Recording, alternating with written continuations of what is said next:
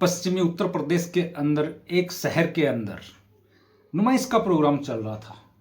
काफ़ी बॉलीवुड के लोग भी आने वाले थे।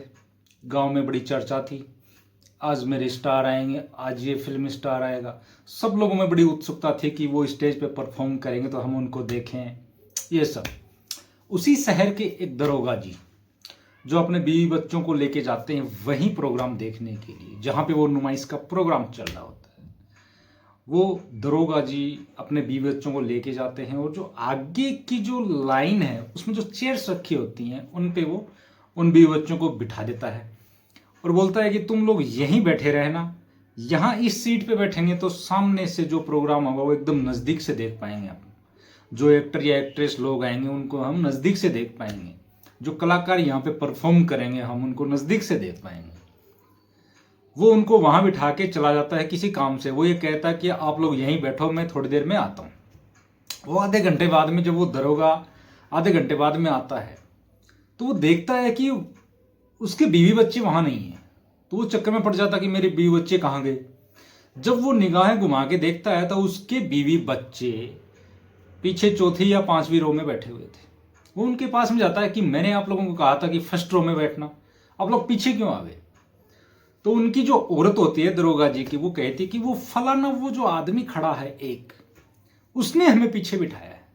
उसने ये कहा है कि जो आगे की लाइन है ये रिजर्व्ड है, ये वीवीआईपी या वीआईपी लोगों के लिए है, ये रिजर्व्ड है, आप यहां पे नहीं बैठ सकते, आपके पास में कोई पास भी नहीं।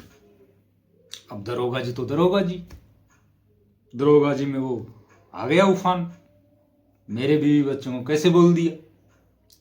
दरोगा जी ने उस आदमी के जाके थप्पड़ मार दी। अब पास में जो आदमी खड़ा था उसने दरोगा जी को बोला कि भैया ये क्या किया तूने,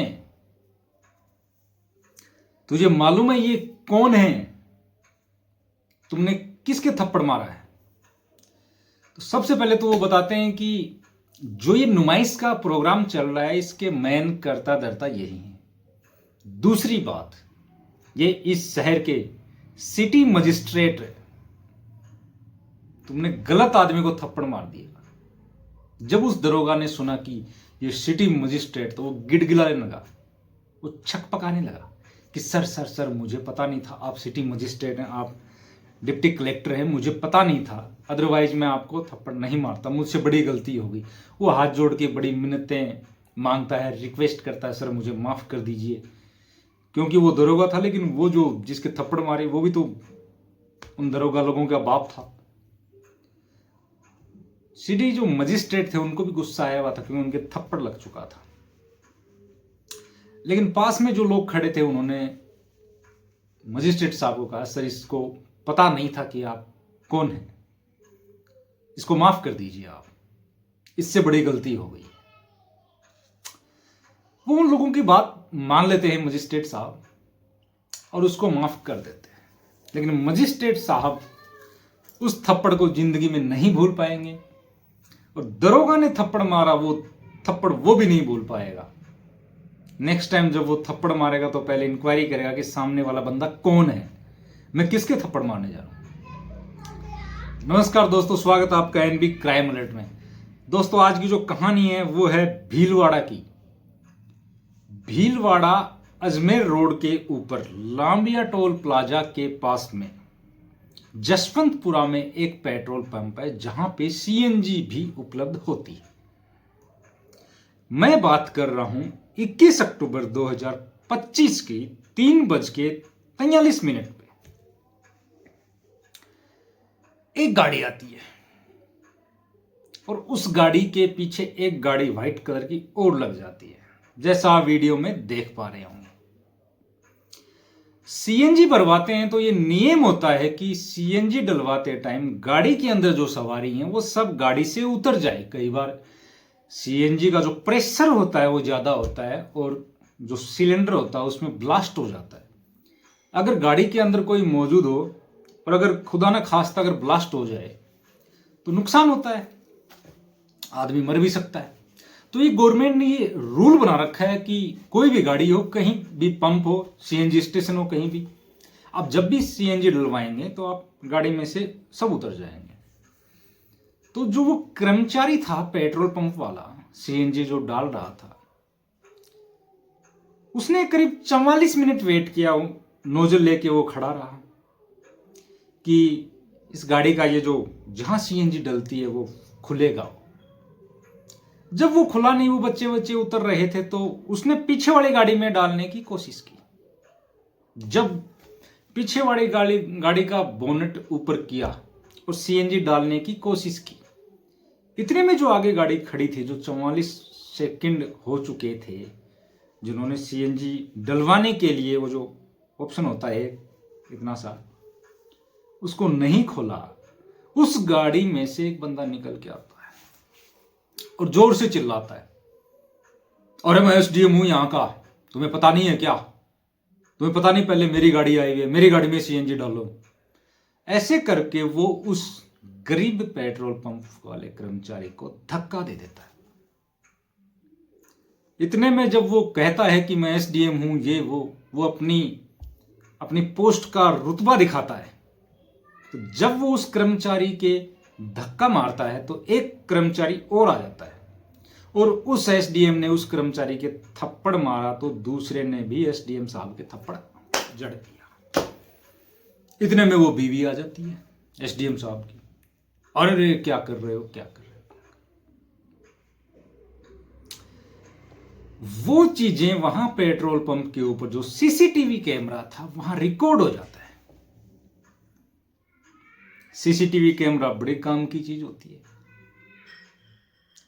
उस कैमरे के अंदर जो रिकॉर्ड हुआ वो सोशल साइट्स पे वायरल हो गया। उसमें दिखाई दे रहा है साफ साफ कि एसडीएम साहब का नाम है छोटूलाल शर्मा, कि वो अपनी पोस्ट का नाजायज फायदा उठा रहे हैं। इसके बाद में एसडीएम साहब और उनकी पत्नी वहां रोयला थाना लगता है, वहां जाते हैं और उस गरीब कर्मचारी के खिलाफ एफआईआर दर्ज करवाते हैं। पुलिस वाले भी एफआईआर दर्ज करेंगे क्योंकि वो तो एसडीएम साहब। पुलिस वालों ने 3 लोगों को अरेस्ट किया, जिनमें एक हैं दीपक माली, दूसरे हैं प्रभुलाल कुमावत और जो तीसरे हैं वो है राजा शर्मा। उन तीनों को अरेस्ट कर लिया। उसके बाद में एसडीएम साहब और उनकी पत्नी ने उन पेट्रोल कर्मचारियों के ऊपर आरोप लगाए कि हमारी गाड़ी वहां गई तो पेट्रोल पंप के जो कर्मचारी हैं उन लोगों ने मेरी बीवी की तरफ आंख मारी, अश्लील कमेंट किए, लेकिन मेरी गाड़ी का सीएनजी खत्म होने वाला था, मैं गांव जा रहा था, इसलिए मुझे सीएनजी तो डलवाना ही था, इसलिए मैं वहां उतरा सीएनजी डलवाने के लिए।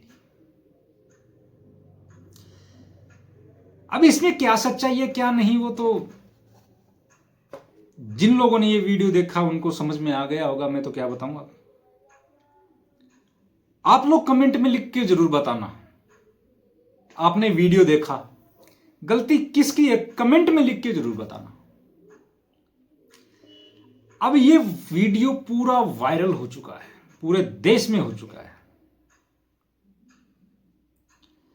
सब लोगों ने इस वीडियो को देखा। कुछ लोगों ने कहा कि एसडीएम साहब तो अपने ओहदे का रुतबा दिखा रहे थे, इसलिए उनके साथ जो हुआ वो अच्छा हुआ।